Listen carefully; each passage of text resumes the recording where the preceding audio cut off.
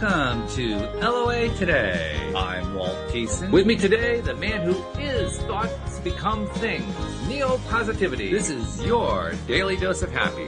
We are so happy you decided to join us today. And speaking for myself, I'm really happy that where I am right now, I'm in Connecticut. We have a gorgeous autumn afternoon. The sun is shining, nice, comfortable temperatures. It's a great way, in my mind, to get the weekend going. And to make it even better than that, I got my good friend Neo Positivity joining us here on the set. Good to see you, Neo. How you doing? Life is good here in Florida. The sun is out, but it's a little bit colder. Perfect football weather. There you go. I made a couple shifts based off of what I learned in this show and really solidified them. And I am you thought I was positive before. I'm in a different headspace now. I'm in a different place now. How much higher than positive is positive? I'll just put it like this. Don't ever tell me the sky's the limit when there's footprints on the moon. And that's just this galaxy. You know, that's just okay. We don't know how many there is. So this is true. Yeah. Plateaus, we just keep hitting them. I love it. And our friend Debbie G is on vacay in Hawaii with her loved one. Yeah, so she's having a good time there. She'll be back, of course, to rejoin us. But we are not bereft as usual. We have a guest joining us today. And it's a guest who knows Neo because Neo was on her podcast. Linda, I screwed up. I forgot to ask how to pronounce your last name. So here I go. I got to try to guess it right. Linda Bjork? Ooh, that was excellent. Oh, yes. And I have had so many variations. My name is Bjork. It's Bjork, and it's short and it's not as scary as it looks. But boy, I have had, even just this week, I was called Brock and Borjak and Baroque. And I mean, there's all sorts of creative interpretations of those 5 little letters. So you nailed it. Well, Borjak is a stretch. I know. I thought that too. They look at those and they think it's got to be something weird. So I'm going to give my best foreign flair to it. Borjak. Nope. Okay. Well, 2 points for effort, but that's about it. Yes. Indeed. But you are. You have one of those interesting self-titles. I love the titles that people give to themselves as they develop their coaching practices or whatever programs they're offering. You're a personal development expert. And yes, that is, my mission is to help people become their best selves. Yeah. And I love that because it doesn't mean that there's a one size fits all. It doesn't mean that we all have to be Walt, or we all have to be Neo, or we all have to be Linda. It's Walt is the best Walt that he can be, and Neo is the best Neo that he can be, and I am the best me. And we have lots of variety, and it's just wonderful. It's wonderful to find out what we can do and what we can become. I like that. And you're also the creator of LIFT, and LIFT is an acronym that stands for the Love and Forgiveness Freedom Technique. Now, when I read that, and when I heard about that, I thought, of course, about emotional freedom technique, often known as tapping. So I'm thinking, well, it's probably not the same as tapping, but it has some similarities. So I wonder what that's going to be all about. So what's LIFT all about? Oh, I'm so glad you asked. I just created a new video series called How to Heal Your Life from the Inside Out, and it's available for free on my website, which is hopeforhealingfoundation.org. And it includes using a technique to be able to access our subconscious, to be able to help reprogram, to be able to let go of those self-limiting beliefs, and to be able to, overcome our self-sabotage. And it comes from really, we got to start on the inside and we got to work our way out. Most people think that my life will be happy when, and then you can mark all these things that are going to happen to me from the outside. Like, I'm going to get a raise. I'm going to have this much money in my bank account. I'm going to have a relationship that looks like this and feels like this. When I step on the scale, it's going to show this number or whatever it is that we're looking for. And the real solution and real happiness, as people who understand law of attraction know, is it's what we bring from the inside. So when we can heal ourselves from the inside out, when we can find out what it is that's holding us back and be able to let those things go and be able to really learn how to love ourselves, which can be tricky for a lot of people. And sometimes we don't know why we don't love ourselves, but there's a reason and we can find it. And then forgiveness is a concept that's often misunderstood. Like if you hurt my feelings and I say, I forgive you, a lot of times people think that means, oh, okay, that's okay. Like, it's all right. That's okay. And a lot of times when you're dealing with abuse, when we're dealing with trauma, when we're dealing with these kinds of things, we can never say, oh, that's okay, because it wasn't okay. Right. And the amount of time is going to make it okay. So forgiveness doesn't mean, oh, that's okay. And it doesn't necessarily mean that that person deserves your forgiveness. It doesn't mean that the scales of balance have been, or scales of justice have been balanced. It means I choose to let this go and to move forward. And so that is what it's about, is if we learn how to do those things, to love ourselves, to be able to recognize what's going on and to let the past go, then we can live a glorious future. So, and it actually does include some EFT tapping as part of it. So, it does. Okay. Mm-hmm. So is that part, is there more to the technique than just the tapping part? What's the technique part like? Oh, yeah. Oh, gosh. Oh, yes. Did you have a question, Neil, too? Or no, I was going to say, is mantra or something while you're tapping? Like, what's the, because, I'm going to try this immediately. Oh, yes. Check out the video, because it's free. It's available. I want to be able to help as many people as are willing to listen. And what is the link for that? You got the link? The hopeforhealingfoundation.org. And you can access it from the homepage, but there's also a little tab that says free stuff. So you can go there, and we have lots of free things. We have free video courses. We have free audio courses. We have free downloads. We have lots of things to be able to help people. So the technique includes so many different modalities. It includes visualization. It includes tapping. It includes solfeggio frequencies. It includes, gosh, I can't even think of everything right now. It includes doing lots of small and simple things to help slightly overload the brain, which helps put the brain in a hypnagogic state so that we can get beyond just the conscious into the subconscious. And it involves lots of different things. I have one of the videos explains all of the modalities that are being used and why they work before it goes into actually implementing them. So it's a video series. There's 15 short little videos. Each one is between 3 and 15 minutes. So they're very small, simple, bite-sized little pieces of information that explain why this works, what we're going to do, and then go ahead and actually give some demonstrations for how to do it so that people can do it on their own. And it's so wonderful when we have, there are so many different healing modalities, so many things that work. And I love that. I love that there's more than one right way to do things. And what I share with the lift technique, I love because it has some advantages in that, one, it is something that a person can do in the privacy of their own home by themselves for free. And another thing that I love about it is it works. And so those are two really good reasons to give it a try. You used a word I had to look up actually while you were talking to. I did not know the word hypnagogic. I had to look it up, and it's relating to the state immediately before falling asleep. Okay, right. I learned something new. That's good. Besides this wonderful thing that you're talking about, I learned something else new. Yes, it is the state. One of the definitions of it is the state you go in right before you go to sleep. So a lot of times when we do our positive affirmations, there is that little bit of space before you go to sleep and as you're waking up where your brain is a little bit more open so that we're able to access the subconscious and not just bounce off the conscious. And this is so important for making any type of lasting change in our life because research shows that our brain, the activity of our brain is 95% unconscious. And that includes lots of different things like I don't think about my heart beating. I don't think about breathing in and out. I'm not consciously paying attention to digesting my food.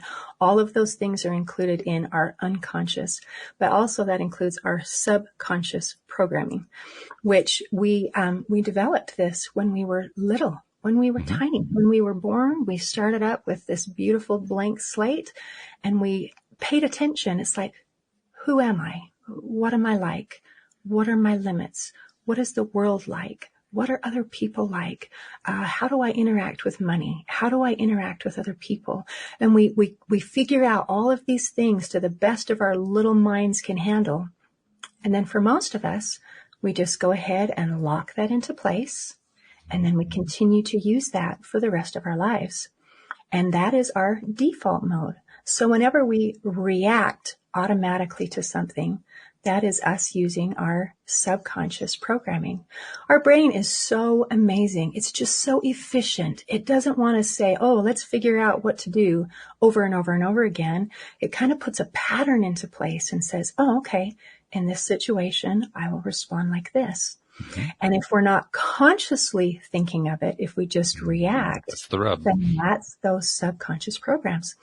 And if our subconscious programs are good, that's awesome.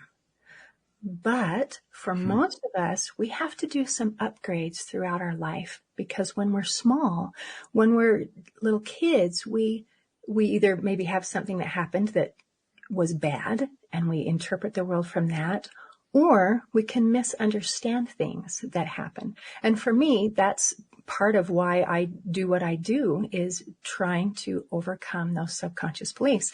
Now, my parents are like the coolest people in the world. If you saw them, you would love them.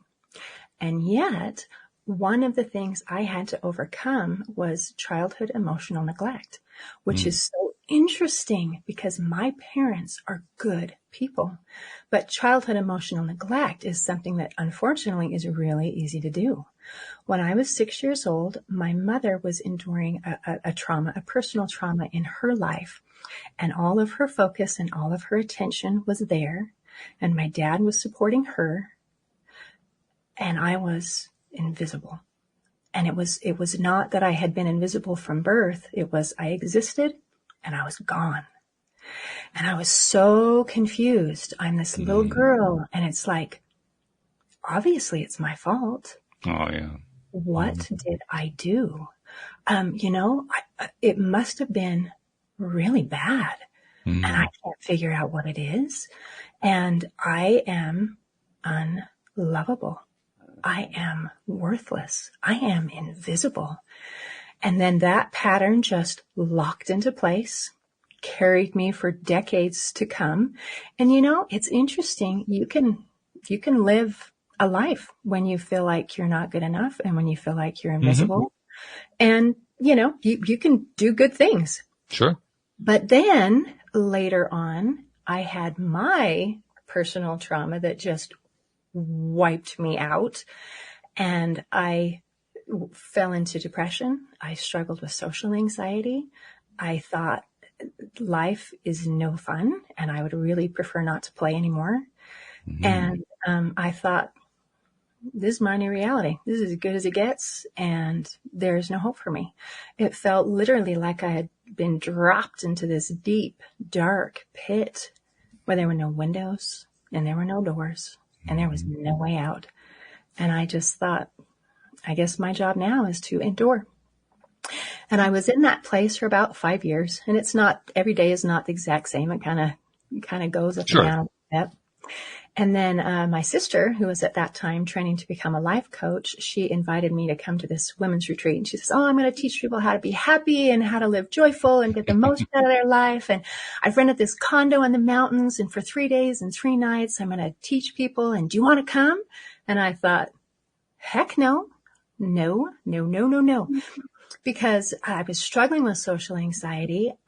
I didn't think I could handle being around other people for day and night.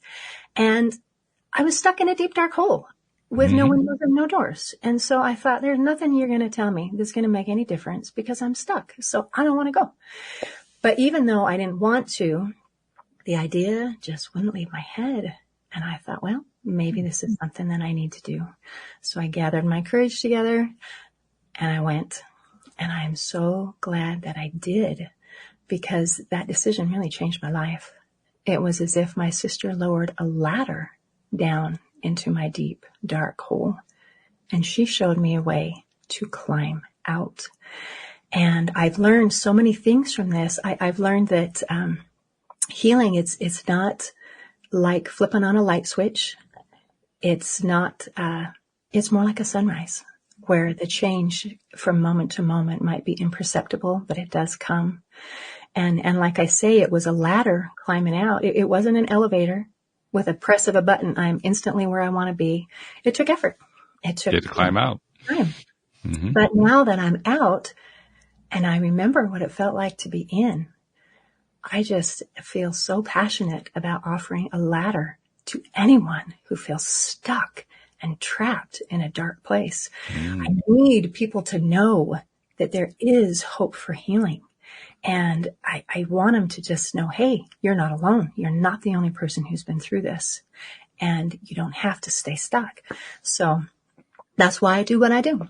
I love it. That's fabulous. And by the way, Neil put a link in for the people who are listening on the various social media channels about how to find the website. I will also include it in the show notes so people will be able to get there very, very easily. Cause we want to make sure everybody can find that set of videos to give their life the lift that they really need. But I love that you're doing that. I love that you're giving people that ladder that, it's basically, here's my hand. Let me pull you up. I mean, it actually reminds me of a joke that was told on a television show. It really does. It was an old series. I'm sure everybody's heard of the West Wing. It was told on one of the episodes of the West Wing. And it's the story of a guy who falls down in a hole. And he's down the hole and he looks up and he sees a priest walking by that he knows. He says, "Father, I'm down this hole. Can you help me?" And the priest writes out a prayer, throws it down the hole and walks on. And then he's sitting there and then he sees, a politician walk by. He says, "Mayor, I'm down this hole. Can you help me?" And the mayor writes out a proclamation, throws down the hole and walks on. And then he says, "Oh, wait a minute. I see my friend, Joe. I'm stuck down this hole. Can you please give me a hand?" And Joe says, "Sure." He jumps down to the hole. And the guy says, "Well, wait a minute. How are we going to get out of here? We just made the matter worse. You just jumped down into the hole." He says, "Yeah, but I've been down here before and I know the way out." Oh, nice. Nice. And that's Okay. you know the way out. You're jumping into the hole and showing people the way out. I don't ever want to jump in that hole again. I like the joke. I like the story. You caught me off guard. I was expecting someone to put your hand in or climb on shoulders or something, but You're yeah. sending the ladder down from the top. That's what she's doing. That's it. Yeah, I will stand at the top and I will lower the ladder down. I don't want to play that game again. That was not fun. I don't blame you. Yeah, when you've been through something that's traumatic like that, you don't really want to revisit the trauma. It's quite understandable. But now, Neil, when you were on Linda's podcast, give us a taste of what you got, if you can remember. I mean, because you were telling us earlier, you did 100 million podcasts this year. But what can you remember about what you were talking about with Linda? I'm curious.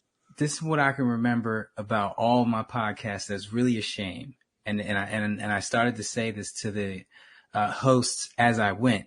They were interviews of me, and I'm like, I want to know more about you. I want to know about when you learned about the law of attraction, where you learned about it. And so that's why I try to get them to come, visit the summits so we can all get a taste of it. So like I said, she interviewed me. She got the best of me, and I never got a chance to really dive into her. And hearing all this and taking notes as she goes, the whole lift. And I love how you said that, about life, you were over it and you didn't want to play anymore. And it's something about the word play. You acknowledge it as a game with a bunch of tests and a bunch of rules that if you violate, it's not going to be a fun game. And I love how you acknowledge it as a game. It's a really big thing that a lot of people don't do. They don't see life like that, and they need to. People think that you get that job off a flip of a coin. Are you lucky or not? I grew up with that atmosphere. Am I lucky or not? So I love that. A game means you have control. You can step out of bounds. You can screw up. You can slack off, but you are in control. So I really wanted to key in on that. And another thing I wanted to say about your childhood, the way you were raised. It's so funny because I meet so many people and I learn so many different things. I was raised by just my dad, but he was a great father, but very absent, much like yours. But the circumstances were different. Yours were, your father was tending to your mother. And so you were kind of like, where am I sitting at all this? My dad was stuck at work all day. He was an undercover cop, and they worked from 3 in the afternoon till 1 in the morning. So by the time I got home from school, he was gone. And I went to sleep at 10 at night. So by the time he got home, I was asleep. So, 4 or 5 days a week, he just wasn't there. And it was just me and my older sister on an island. Find your own food, make your own way. You better do your homework and study. So it became an independent thing because me and my sister were not the best of friends. So it became me just in the house, making my own decisions, kind of raising myself, based off of some of the, what my dad would teach me. So yeah, I don't know, just dissecting what you went through and what I went through and the lessons I can learn now hearing that. I love that. I love that.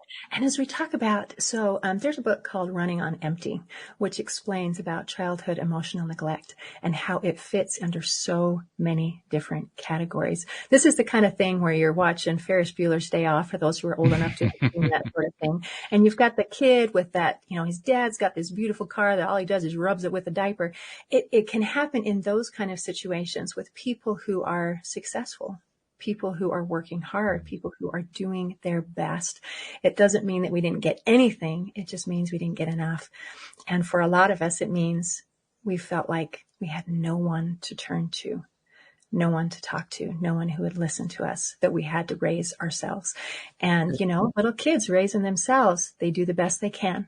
And if we're still standing, that means we survived.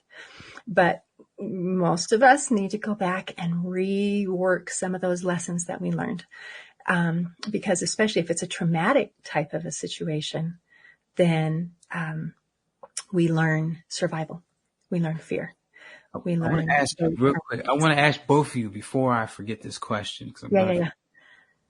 What is it about us as humans? I think everybody's going through something in their childhood that has caused them to believe this and that. I'm not loved. I'm not good enough. Or something like that. I'm learning everybody has a form of imposter syndrome in them since I found out what it was a month or so ago. What is it about us as people where when something in our childhood is lacking, we just attach it to our fault? What is that?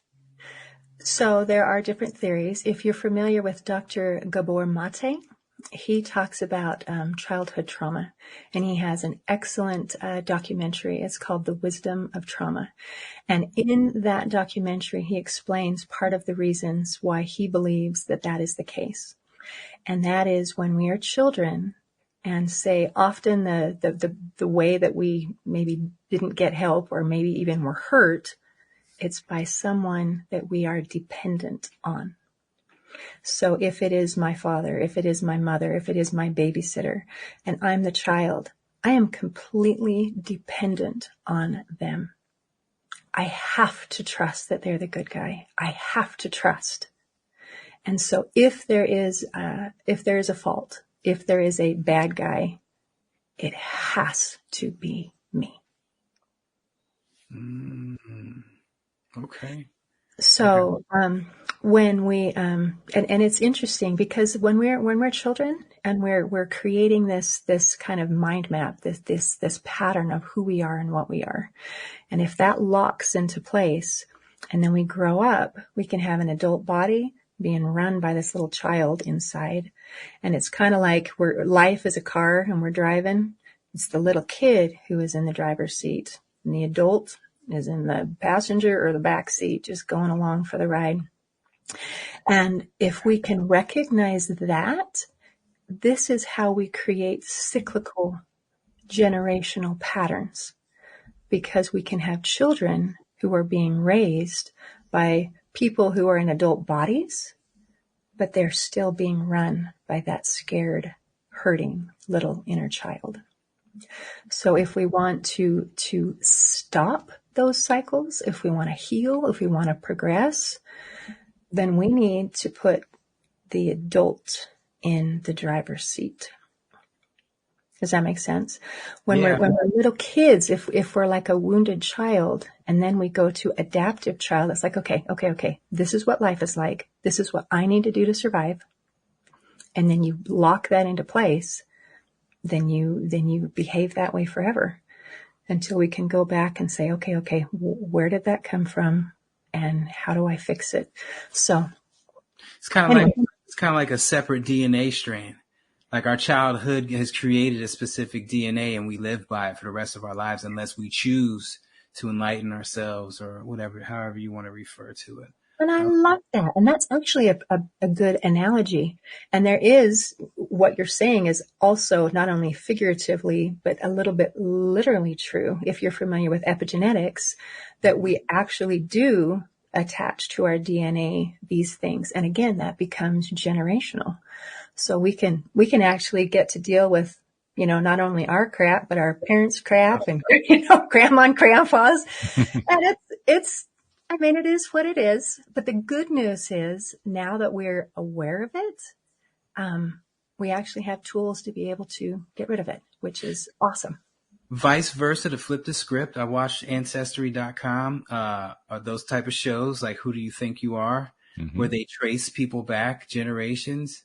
And every single celebrity they've had on their show was traced back to some kind of royalty, some kind of governor or senator, all the way back to like medieval times, kings and stuff like that. And so it's like they're definitely, you can tell it's a pattern. They're definitely bringing some of that old thought foundation of I'm royalty. I should be treated this way by the world, by physics, by finances. And they're born into that and they definitely maintain it. So yeah, and broke families, I know have been broke. Right. And how beautiful that you brought that up, because that goes back to law of attraction, how the message that we send out seems to actually come back to us. And I had a friend who put it this way. I loved it. He said, whatever message you send out into the universe will respond. This is true. Mm-hmm. There's some more evidence to support that. And I loved that. I love the way that was worded. It's crazy. We have more power and control over not only what we do, but what happens to us than most people realize. And it comes from that. This is who I am. This is how I deserve to be treated. And people reflexively do that. If I say I am garbage and I deserve to be treated like garbage, then people say, okay. And if I say I am royalty and I deserve to be treated with respect, then people say, okay. And it's challenging to make that switch because like you said, Neil, it feels like, oh, well then we're just born lucky or not lucky. And there's nothing we can do about it. And then it can either make you give up or make you mad. Growing up, my teachers, they say you born in Camden, you're going to die in Camden. Camden's this real poor town in Jersey. And every single time that they said that, I was like, that's you. And sure enough, manifested getting out of there. My dad made sergeant, got us right out of the hood. And I haven't looked back. I mean, I went back there to be a cop, but I wasn't like, living there the whole time. So, yeah. That's fabulous. There's something else that occurred to me too. When you mentioned epigenetics, it kind of triggered it in my mind, Linda, because what you described, your description was beautifully detailed about, how the process works that leads to, young people, children, having the kinds of experiences that they have and being traumatized and dealing with them and all that sort of thing. But there's also something that has started happening, I think, within the last generation or so, maybe the last two generations, not across the board, not for all families, but it's happening in more and more isolated circumstances, usually where there's somebody involved in the family, an adult who has some familiarity with the kind of things we talk about here on the program. What's happening is that there are some parents who are recognizing the importance of empowering their children, of teaching their children, you are in control. Here's how the law of attraction works. You are able to do these kinds of things. And from my experience, particularly working with an alternative school that I helped to found where we didn't teach law of attraction, but we basically gave that same kind of empowerment. The kids basically ran their own day. From that experience and also from what I've learned by doing this podcast, I have come to the conclusion that the more that we empower children to take control of their day, to choose their path, to follow their nose, to follow what I call the built-in compass that we all have, which is basically following your inner being, your heart.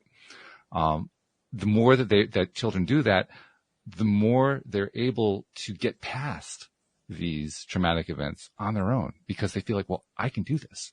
I can do this. I can do almost anything. My dad or my mom told me I can do almost anything. My teacher told me I can do almost anything. So I believe it. And it becomes an entirely different dynamic. So I'm not saying this is happening across the board. Obviously, there's a lot going on in our broader society than that. But in those areas, in those families, in those small social societies, schools like the one that I helped to found and so forth, where it is being applied, amazing things are happening. And Neil, you kind of sort of had a piece of that with your upbringing, not quite to the perfect degree, because your father was more absent than anything else, but you had sort of an empowerment in that you said, okay, well, I'm in charge of my own food. I'm in charge of when I'm going to go to bed. I'm in charge of getting to school and so forth. And to the degree that you had that, you also had the opportunity to explore it and to play with it. And so when it came time for you to make decisions later on about where did I want to go with my career? Did I want to stay in Camden? No. Did I want to leave Camden? You actually had a degree of empowerment that perhaps your friends didn't have, simply because you had that experience. None of them. Most of them are still in the hood, thinking that they don't have the power to get out, generation after generation. But, like I said, my dad was always some kind of supervisor. He was always leading a team, which in my mind, it just felt right for me to be that leader. And so when someone who's supposed to be the leader is telling me I'm never going to do anything, I just can't see that. Like, wait a minute, you're the leader of this classroom of 30 kids. My dad's a leader of a police department. I'm pretty sure I'm not going to listen to you right now. Yeah. And that's that personal power coming through, because you were, in certain ways, you were empowered. And you said, hell no, that's not going to happen to me. Forget that one. And that was my dad. He used to, when he was a sergeant, he would take on lieutenants and captains, and they were scared of him. Even the chief of police was scared of him. He was only a sergeant. And I saw that, and I was just like, if he could do that, a minority Spanish sergeant can scare the chief of police, and he's my dad, and I'm learning everything from him, then I can do a lot too. And definitely flipped the script, and I tore it up. I took the reins. and Linda, the alternative school that I created is called the Sudbury Model School. We created it in 2002, and it's based on a school in Framingham, Massachusetts, outside of Boston, that was founded in the late 1960s. And when we created our school, it was really fun after we first got the school open to watch how the kids reacted to it, because they were all kids. These were not like 5 or 6 year olds just entering school age. They had been in school for years. Many of them, some of them were in high school, some were in junior high school. There was like a range there, and almost every single one of them came in with the mentality that says, okay, where's the adult who I have to model and find out what it is that they want me to do? But the school wasn't set up that way. So there was this period of time, and it was an adjustment period, where myself and a couple of the other adults who were there as staff members, so to speak, were basically fending off all requests for, please define my day for me. And watching their minds as they learned a new pattern that said, I get to define my day, I get to decide what I'm going to do, was fascinating.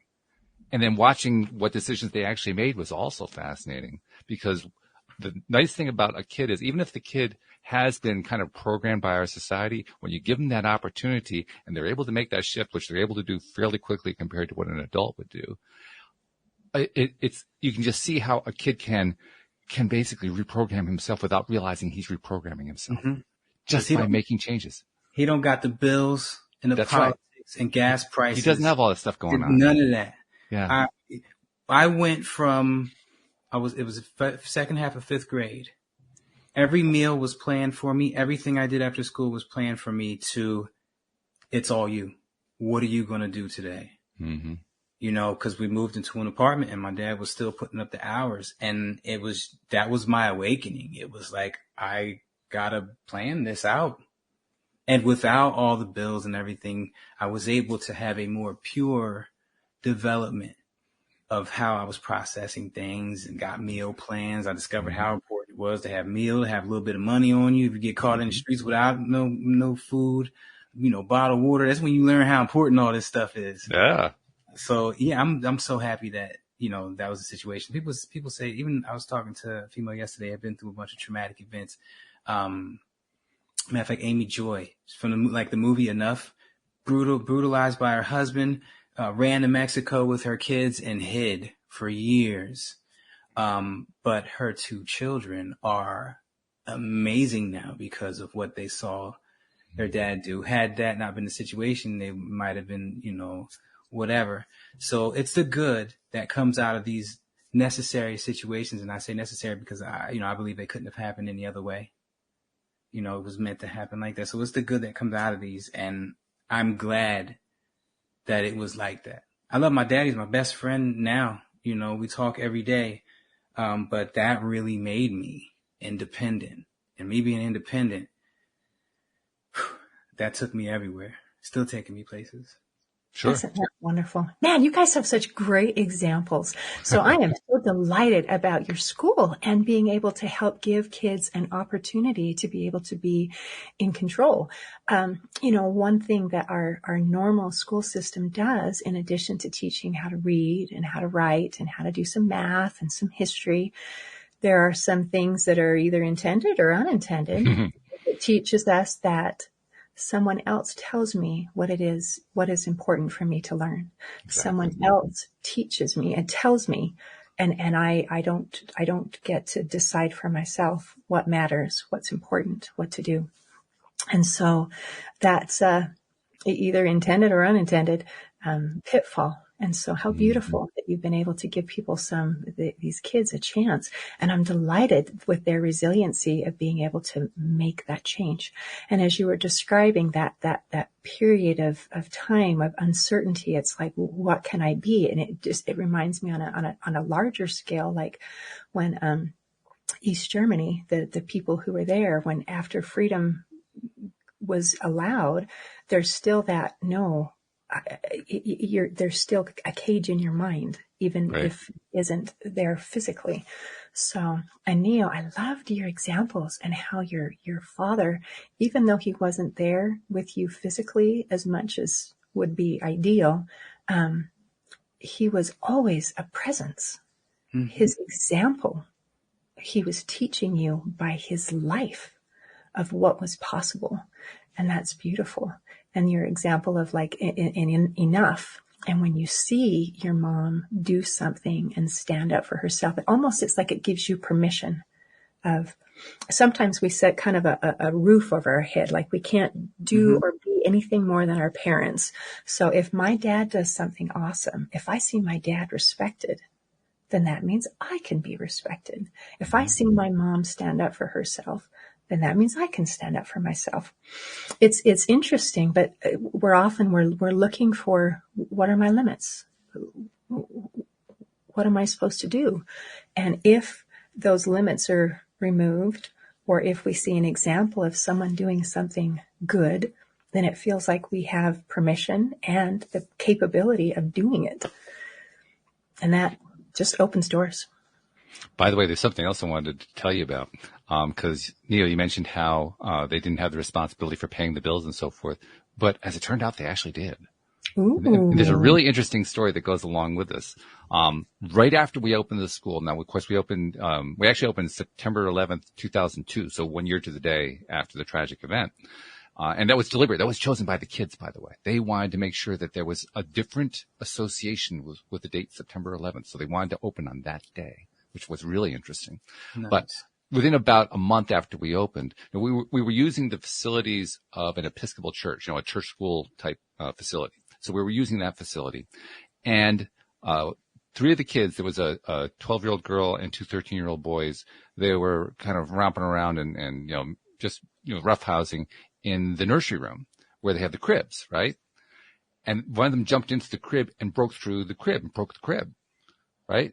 Well, the school model actually has a way for the students to come together. It's called a judicial committee to basically just figure out how are we going to, what's the way to resolve this from sort of a judicial perspective. And it was the very first time we were ever going to do that. We had never done it before. It was a brand new school, right? So we get into the meeting, and it was really just me with those three. It was a pretty small school population, and so they were going to be both the ones that were on trial, so to speak, and they were also going to be the ones doing the trial. It was kind of a mixed situation. And of course, the very first thing, because they haven't really learned the model yet, they haven't really taken it in yet. But this was one of the first times that they started to take it in. The very first thing they try to do is they turn to me, expecting me to resolve the issue because I'm the adult in the room.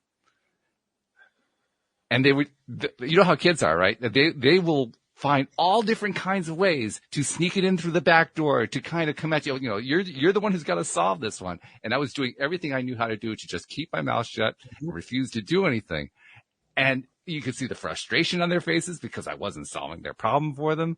And at one point they said, well, we just won't do anything. I said, well, that's fine. Just understand that the church that is letting us use this facility may not want us to stay anymore. And they really liked having the school. So they couldn't even escape the responsibility.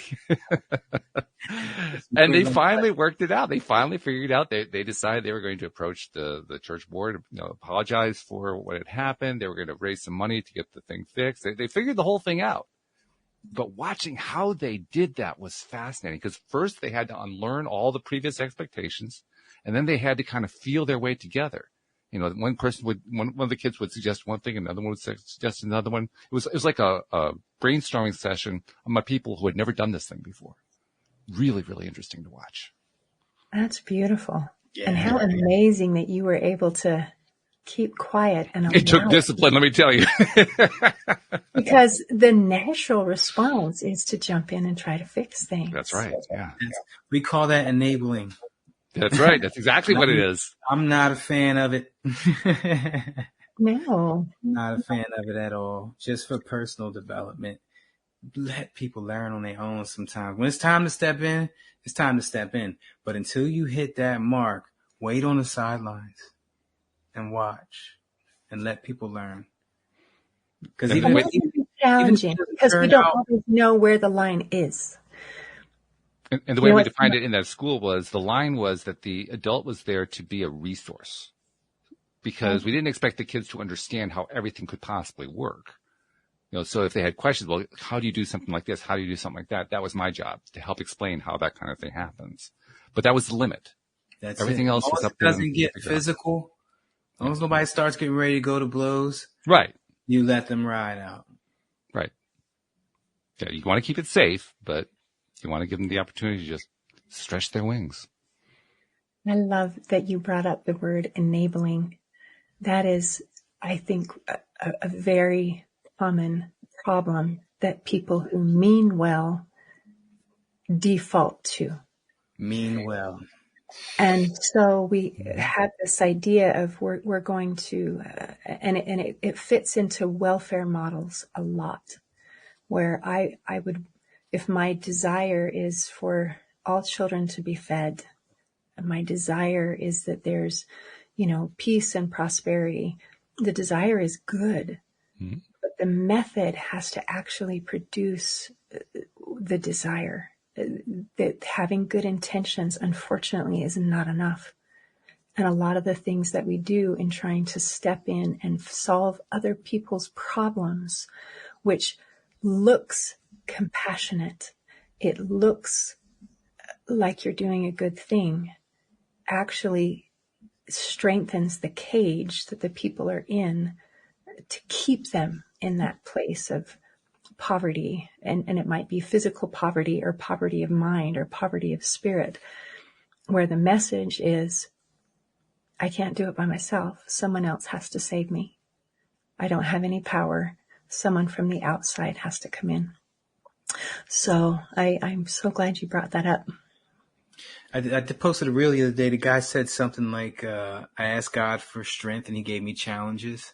I like that. I asked him for knowledge and he gave me puzzles to solve. And he went through all the list of things. And it's kind of like that situation. But I want a peaceful world where everybody's happy and everybody eats in every country. But realistically, in order for us to grow as people and get new technology to make life better and easier, like light switches and airplanes for travel, there has to be failures and there has to be competition. The Wright brothers were pushing against another set of brothers that were trying to do the same thing. Mm-hmm. So those things are necessary. So enabling it's the opposite of growth. You're stripping that person of the opportunity to realize their potential. And with that said, I got to go get my son from daycare. Thank you guys. You've been great. It was great to see you again, Linda. And Walt, as always, it's a treat. We'll talk soon. Love you, Neil. See you next week. Love you guys later. But to carry on what Neil was just saying, there's something else that came to my mind, and that is, and what you were saying too, Linda, the idea of the enabler, the person who is trying so hard to help somebody else, but doing it in a way that makes them not be empowered, not feel like they're in control of their own lives. I think a large portion of that happens because they haven't learned themselves how to be empowered. They basically are working on that tape. You were talking about the subconscious tapes, the subconscious loops that keep playing over and over again. That comes from those loops, and in those loops, I mean, I really have to intervene. I have to step in, because at the bottom of the whole thing is a lack of trust in the other person. I don't trust the other person to go after what it is that is important to them. I don't trust them to be able to figure anything out. I don't trust them to, have a sense of what it is they really need deep inside. I don't trust any of that. So I have to solve it for them. Oh, that is such nail on the head. I mean, you just got it. I love when you brought up the word empowerment. Enabling versus empowering. They're opposites. They are very, very different. Yeah. So to empower, we need to give the information and the tools, resources, and the trust that you mentioned. We need to step back and allow, and that again means allowing for making mistakes, allowing for failure. You watch people and you think, well, of course I don't trust them, because they're not trustworthy. I mean, look what they've done so far. They're a mess or whatever. And to be able to step back and say, well, you've had some experiences. You've made some choices that weren't good. But I still believe that there's something in you. There's a spark. It's there. It just needs to maybe be developed. It needs a chance to grow, but it's in there. And you can do this. And to kind of piggyback on that, instead of thinking about them as, they're in a mess, what about or that they are a mess? How about thinking, well, they're not a mess. They may have made a mess right now, but they themselves are fine. They themselves are whole beings. So basically changing our way of thinking about them. Separating the person from the behavior. And that is huge to be able to do we call that creating space for them, right? That's what the term of creating space is. Creating space means opening up my perception of that person to include possibilities I hadn't even thought of yet. Just accepting them in a non-judgmental way, just the way they are, flaws and all, whatever they might be, it's perfectly fine, because if I don't focus on the flaws and I focus on the wholeness of the person, then very likely my vibration carries over to them and they change over to focusing on themselves as a whole person. Not all at once. It doesn't happen instantaneously, but by creating the space, I make that a greater potential, a potential that wouldn't have been there if I go in with the idea of, they're so broken. Because if they're so broken in my mind, what do I have to give them? Right. And the idea of that the responsibility to make that change is on me. Mm-hmm. I have to fix them. And that does a lot of negative things, unfortunately. Oh, yeah. It doesn't usually help. In fact, it often causes conflict, but it says you're not capable of doing it. Right. You need me to. And then we feel stressed. We feel overwhelmed. We feel like a failure because our efforts didn't work. Our well-meaning efforts to make the world a better place didn't work. And it's because we didn't trust them and we tried to enable rather than empower. And so if we invite rather than trying to force, yes, that's absolutely super helpful. And I think then to take it to the next logical, I don't want to use the word extreme, state, to the next logical place. And this is where it gets really challenging for the enabler, because the enabler just can't even begin to see this part, you have to at some point be willing to say, you know what? I got to let them make their mistakes. I got to let them just, stumble through stuff. And my job is like the staff member of that school that I helped to create. My job is to be a resource, not an authority, not someone to tell them what to do, not someone to fix their stuff, but to basically say, I trust you to do whatever you need to do, even if it's something that I wouldn't like you to do. I trust you, and I'm here to give you what you are asking for in terms of information when you need it. That's going to be the mode of my support. And that feels challenging. It does. Because at first glance, it doesn't feel like you're being kind and compassionate. It feels from the outside like you're being cruel. You're allowing suffering. You're allowing consequences. And from the big picture, it's allowing growth, right? Which is what we want. So it's beautiful. It's hard to make these mental shifts sometimes, especially if we're deeply, deeply entrenched. But sometimes if we, listen to another perspective, it's helpful. It's like, oh, is there another way? I thought the only way was to step in and fix things. That's helpful. Or to be able to maybe see it work is helpful. It's like, oh, they went through this, they did it a different way, and it turned out okay. They might have maybe had to go. Sometimes when we're not doing well, we have to actually reach the bottom before we can start bouncing back up. That's right. And it happens, and it's unfortunate, but sometimes that's what we require. So as we're talking, Walt, about empowering, is it okay if I share just a quick 5-minute morning routine that people can do to kind of help put themselves in a good place so that they can have a better day? Sure. We love techniques. We love toolkit. Anything that we can add to the toolbox is a good thing. So by all means, go for it. All right. So this only takes 5 minutes. It is MMWW, music, movement, words, and water. And I'll quickly explain what to do, and then I'll explain why it works. So the first M of music is to pick a song, something that you love, something that makes you want to sing and dance, makes you feel good, and that's your timer. Most songs are about 3 to 4 minutes long. While the music is playing, then you do the other M, which is movement. And that's some kind of exercise. It can be standard traditional things like your sit-ups and push-ups. It could be shadow boxing or Tai Chi or stretches, or my favorite, which is just to dance along. Dancing, sure. And then when the music is done, we get to the W's. The first W is words. And so you grab a notebook and a pen and you write 5 things that you're grateful for. And then the last W is water. You drink a bottle of water. And that whole thing takes 5 minutes. But what it does is amazing. So first of all, music. Research shows that music can change the way that we feel. It can change our emotion better than anything else. So if we're struggling with motivation, like, I don't want to get up, I don't want to face today, it helps us to be able to feel better and more energized. And also research shows that our brain waves tend to synchronize somewhat to the beat of the music. Oh, yeah. So again, if we're struggling with motivations, like, I don't want to do this, it can literally help jumpstart our brain into activity.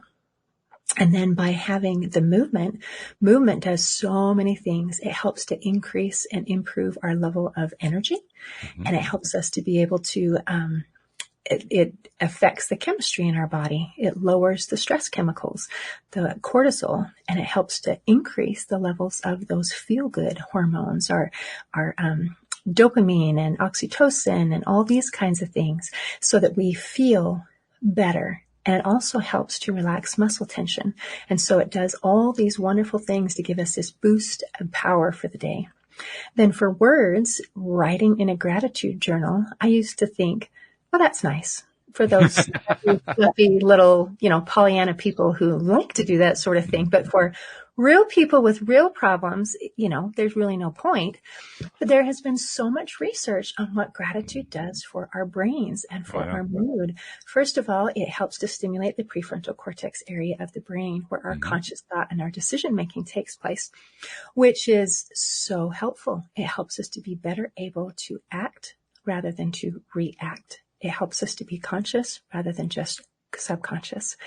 And it also helps us to, and improves the neuroplasticity of the brain when we're in a state of gratitude, which is necessary for healing, for growth, for resilience, for any kind of adapting to change. So it does all those amazing things, and it helps improve the way that we feel. There have been lots of research done on depression and gratitude. And one of my favorite studies, they took a group of people who were struggling with severe depression, and they said, all right, all we want you to do is to write 3 things that went well today, 3 things you're grateful for. And so they did. And then 15 days later, they came back to check if it made any difference. And they found that 94% of the participants had a significant improvement. They had gone from severely depressed to either moderately or mildly depressed. So it didn't solve all of their problems, but it put them in a better place. I'm curious of one thing about that study. You said that they asked them to write down 3 things. Was it just write it down just that one day, or were they doing it at a daily? Every day.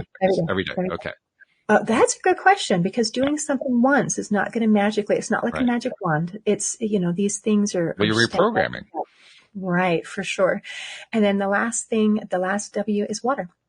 And drinking water is one of the most overlooked, underutilized resources we have to improve our mental, physical, and emotional health and well-being. Our brains are, they're electrical. They have to be able to send those messages.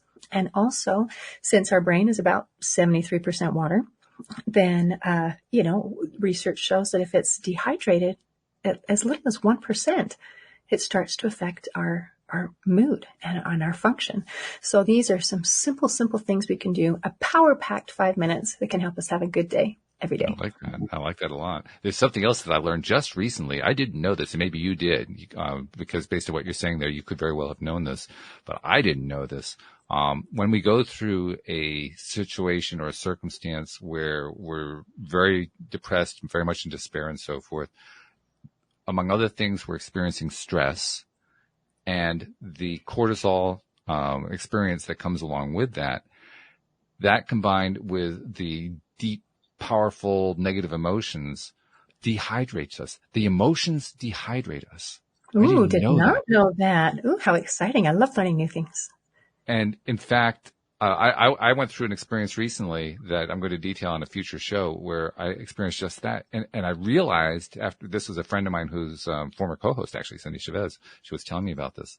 When she explained it to me, it made sense to me, because I was in the midst of this challenging situation, and I had been trying to hydrate myself because I knew that was one of the things I had to do, and I couldn't do it enough. I would drink a glass of water and my mouth would still be dry. And she said, that was because the reason you're experiencing that is because you're experiencing all this negative emotion right now, and it's drying you out. The emotion is actually dehydrating you. That's why you have to keep drinking when you're dealing with all this stuff. Crazy. Thought, wow, that's really interesting. So that really just feeds into what you're saying, just how important the hydration part is of that MMWW process that you were talking about. Really good stuff. Hey, this has been a great visit. This has been really fabulous. I'm so grateful that you were able to join me and Neil while Neil was able to be here. We do need to get a couple pieces of information. You did mention the website before, but give us the website again. And tell us about your podcast, too, because we didn't really talk about the podcast other than to say that Neil was on it. But give us a little hint about that. Yes. So my website is hopeforhealingfoundation.org. And my podcast is called Linda's Corner. It's Faith, Family, and Living Joyfully. And you can find that wherever you find podcasts. And the website for the podcast is lindascornerpodcast.com. And I am so fortunate to talk to such wonderful people like Neil, like so many awesome people. And I have on my website, I have categories so that you can look, maybe I'm interested in emotional eating. Well, I've had this and this and this person talking about that. Or maybe I'm interested in my relationships, or maybe I'm interested in overcoming adversity or childhood trauma. So many different things to just help us become our best selves. Really good. One other thing that I want to say to you before we finish for the day, something that I'm making a practice now here on the program, because I'm realizing just how important this is. You are one of those people, like so many of the guests on the program, my co-hosts, myself, and others, who do all kinds of stuff to help people. And we appear on our own podcasts, on other people's podcasts. We write, we create videos. And you're one of those people who does these things. And there are many people who have consumed your material who you'll never meet them. You'll never see them. You don't know what's going on with them, but they're being positively impacted by what you're doing, by what you're putting out there. So on their behalf, I want to thank you for what you're doing and thank you for what you're continuing to do, because I think it's important to realize, even though you can't hear them saying it, they're grateful for what you're doing. Oh, thank you, Walt. I appreciate that. And thank you for joining us today. This has been great. It's been a pleasure. And thank you to our podcast listeners everywhere. We'll see you all next time here on LOA Today. Goodbye, everybody.